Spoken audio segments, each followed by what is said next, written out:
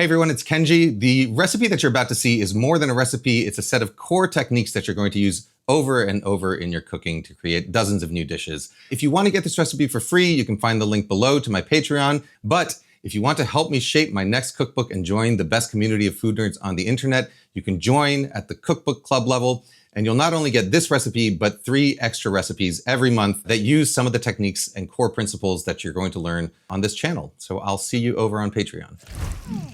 This is a grandfather of Roman pasta dishes. Super simple. So if you know how to make this dish, it's a quick step to make amatriciana, carbonara, those other dishes. Hey everyone, it's Kenji. We're gonna make some pasta alla Gricia.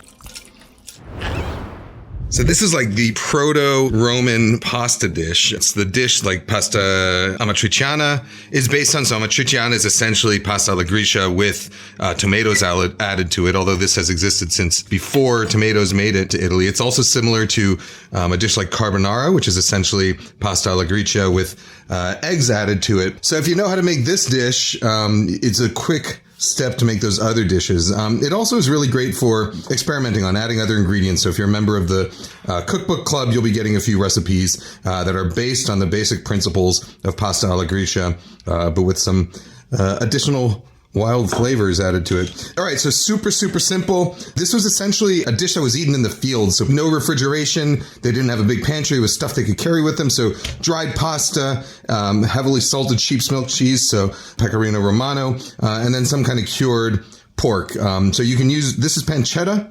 You can use pancetta, which is a cured pork belly. I prefer it with guanciale, which is a cured pork jowl, a little bit more strongly flavored, but either one will work. Even something like bacon will work, but essentially you just want to make sure that you have some kind of cured salty pork fat in there. So we're going to make a couple portions. This scales up just fine, but we're going to start with, let's say like, that's about 3 ounces of guanciale that we're going to start with. I'm going to first cut into slices and then cut across them to make these little lardone. All right, we'll get those into a skillet. This is the thing I do with bacon or pancetta or guanciale. Whenever you're trying to sort of render a fatty pork product like this, it's nice to start with a little bit of water. That way you don't really run the risk of burning it or having it stick too hard to the pan. Instead, as the water simmers, the guanciale fat starts to render, and then by the time the water has evaporated, there's enough fat in there that you can kind of fry everything together. So we're going to start in a 12-inch skillet, rendering that guanciale fat.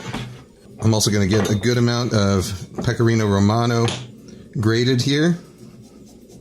So a couple ounces of this.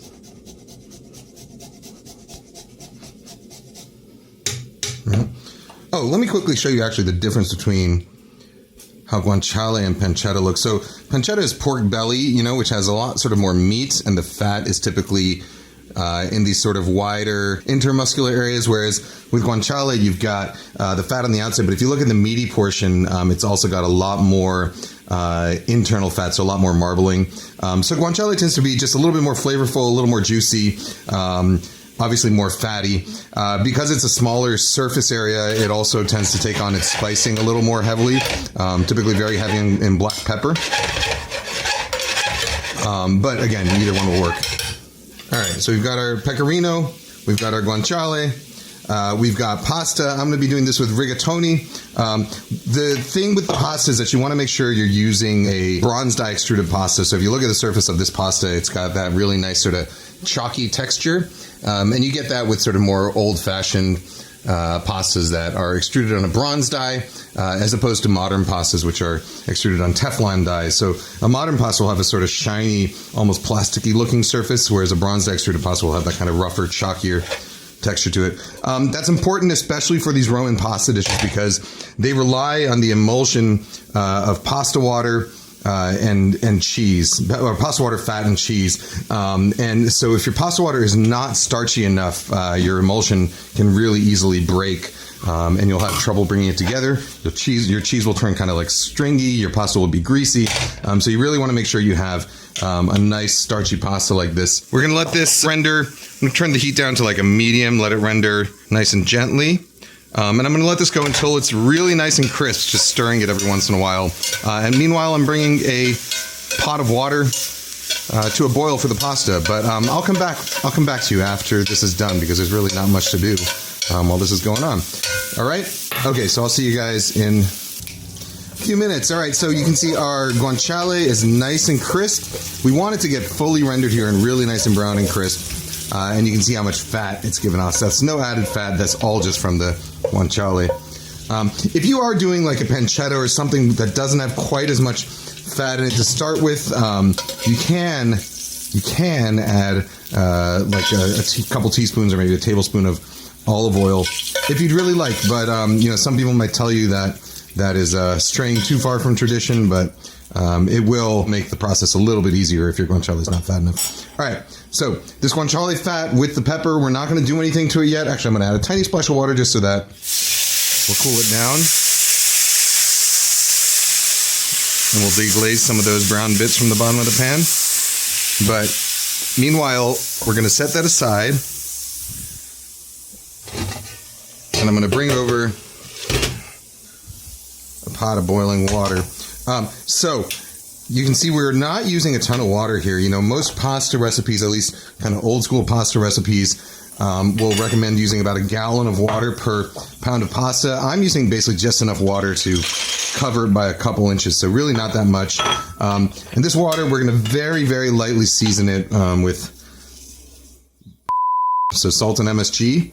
Very, very lightly because we're going to be reducing that pasta water. If we season it very heavily right now, it'll end up way too salty.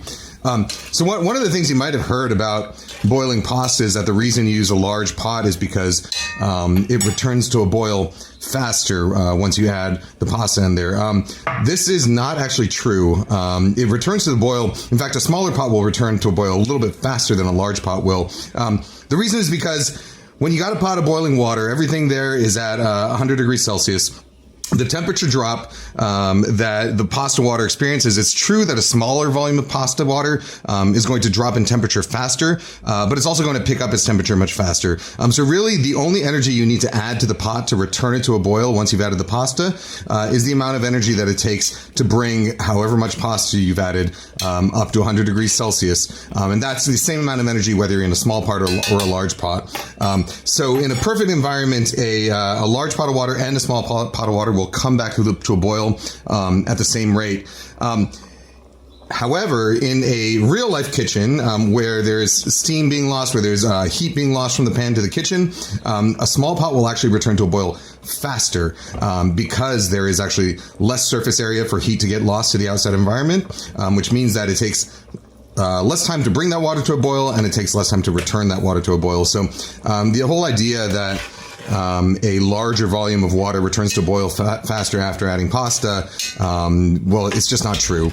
And it's also completely unnecessary. So with a smaller amount of water, we're going to end up with more concentrated starch, and our pasta is going to cook just as well, just as fast. And our sauce is going to come out much more easily and easily emulsified and sort of much nicer and creamier. All right, so we're going to cook this pasta pretty shy of al dente. So, you know, typically you would cook pasta in the pasta water until al dente, added your sauce, and it's done. This one, because we're going to finish it in the water in the pan while we're forming the emulsion, I'm going to cook it until it's probably about, 2 minutes away from being al dente. So whatever the package instructions say, minus a couple minutes. And then we're going to finish this all up. All right, so I'll see you when this pasta is done in about 5 minutes. All right, so this pasta is not quite al dente. I'm sorry, no, that was more like 10 minutes. This pasta is not quite al dente. Still got a couple minutes of cooking left to do, but we are going to pull it out now. And I'm going to be reserving a couple cups of the pasta cooking water. All right, so we'll just drain it out over a bowl.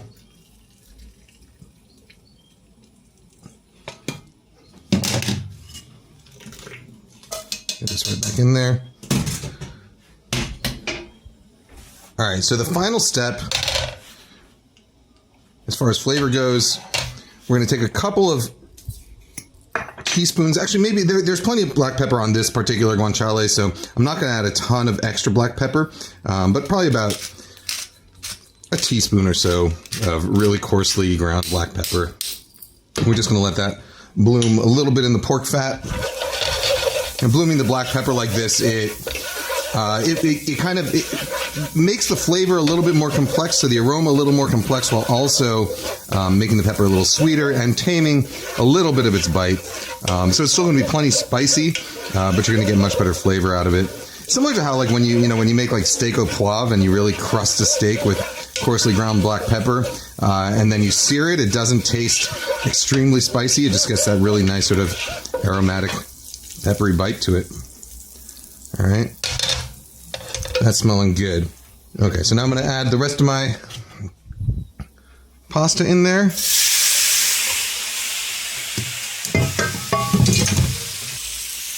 I'm going to add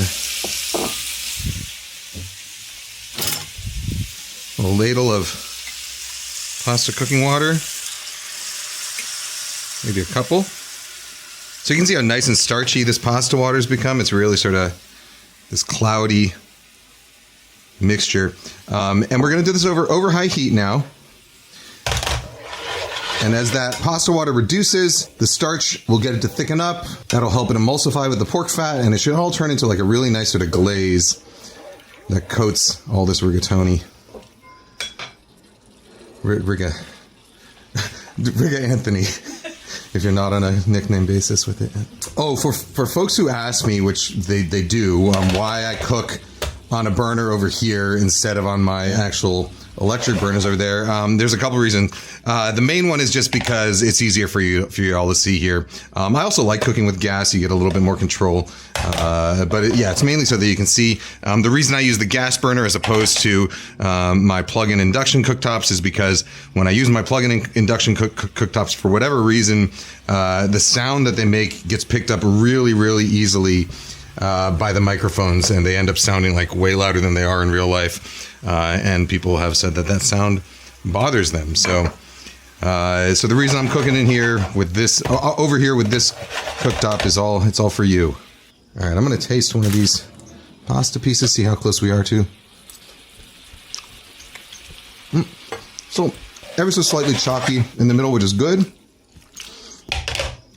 So, I told you I took this pasta off about 2 minutes before it was actually al dente, and you're probably noticing that I'm cooking it for longer than 2 minutes in this pan. The reason that that's okay, so my friend Daniel Gritzer over at Serious Eats, he has this theory. He calls it pasta bullet time.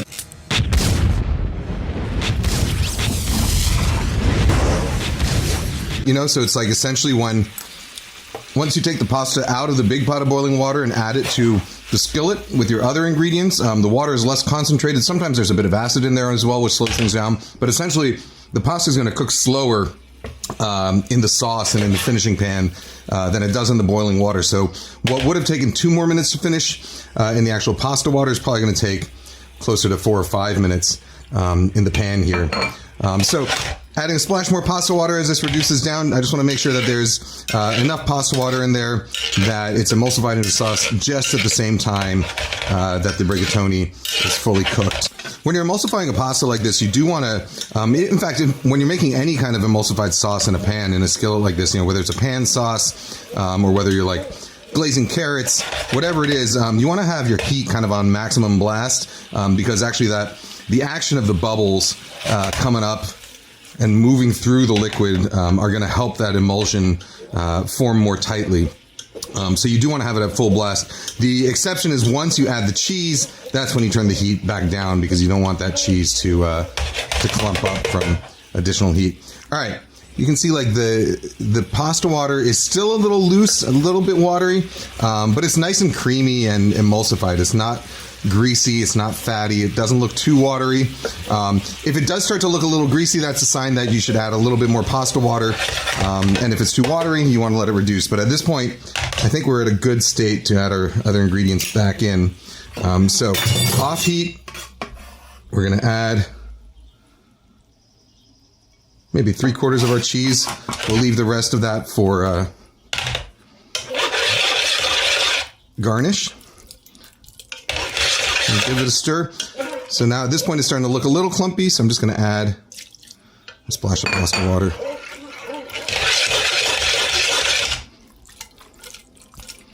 All right, and you want really vigorous stirring, tossing, and shaking at this stage to make sure that the cheese melts evenly.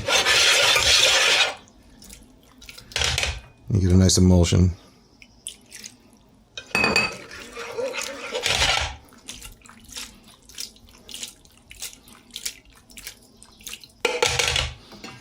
Give it a little taste.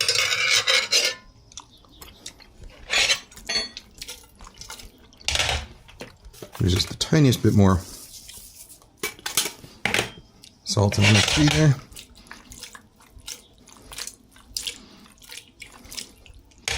All right, and so now we'll also add back the majority of our guanciale here, leave a little bit extra for garnish.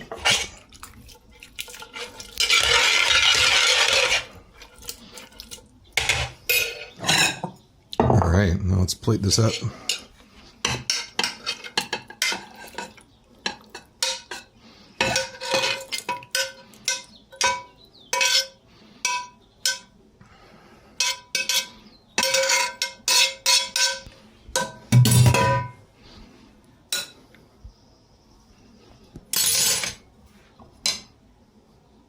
I think I can go a little bit more cheese here.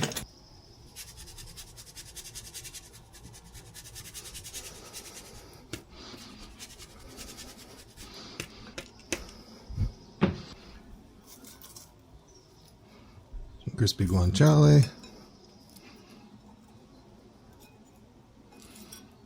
Let's do a last little sprinkle of fresh black pepper.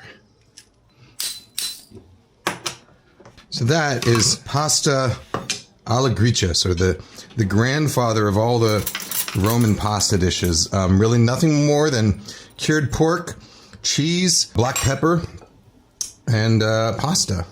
Really, really simple. If we get in here, you see it's nice and creamy. The sauce is not broken. The cheese is not clumping. And if you see like the way it coats the pasta like that. So that's what we're looking for, like a really nice creamy emulsion that coats the pasta, doesn't look greasy. Oh, that's good. Mm-hmm.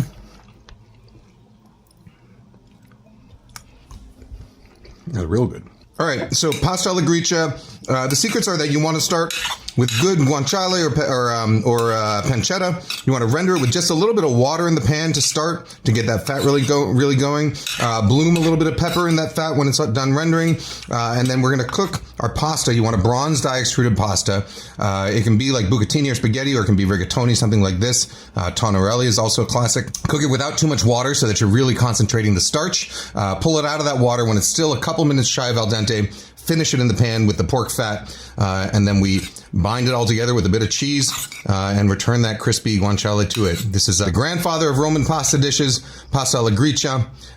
Really simple, and if you are part of the cookbook club, you're going to find a bunch of variations on this recipe coming up soon. All right, guys, gals, non-binary pals, see you later. Hey everyone, thanks for watching. Head over to KenjiLópez-Alt.com. There you can find links to join my Patreon. There's various tiers with different perks, but that's where you're going to find all of my printed recipes. Most of them are for free. You'll also get access to special perks like new product releases, early access to things, live streams, AMAs. At KenjiLópez-Alt.com, you'll also find my shop where you'll find all of my books. You can get them signed and personalized, shipped anywhere in the world, as well as my products and product collaborations. You'll also find live event listings there. I do live events sometimes, and I'd love to see you come by. All right, see you later.